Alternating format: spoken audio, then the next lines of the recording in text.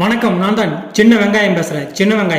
சின்ன வெங்காயமான எண்ணெயை வெங்காய ஊத்தப்பம் சுடுறதுக்கு சின்ன வெங்காயமான எண்ணெயை பொடி வெங்காயமாக இந்த மாதிரி கட் பண்ணி எடுத்துக்கணும். பொதுவாக பார்த்தீங்கன்னா ஆனியன் ஊத்தாப்பமா மாவை தோசைக்கல்ல ஊற்றி கட் பண்ண வெங்காயமான எண்ணெயை இந்த மாதிரி மேலே தூவிட்டு வெந்ததுக்கப்புறம் எடுத்து சாப்பிட்டா நல்லா இருக்காது.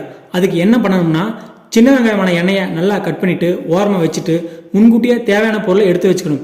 தேவையான அளவு எண்ணெய், தேவையான அளவு கடுகு, பொடியாக கட் பண்ணி எடுத்து வச்ச கருவேப்பிலை முழுசாக போட்டால் சாப்பிடும்போது வெளியே எடுத்து போட்டுருவீங்க. அப்படி போடக்கூடாது. ஏன்னா சின்ன வெங்காயமான எண்ணெய்க்குள்ள மருத்துவ குணம் நிறைய இருக்கிற மாதிரி கருவேப்பிலைக்குள்ளேயும் மருத்துவ குணம் நிறைய இருக்குது. அப்புறம் முக்கியமாக சீரகம் சேர்த்துக்கணும். சீரகத்துக்குள்ளேயும் மருத்துவ குணம் நிறைய இருக்குது.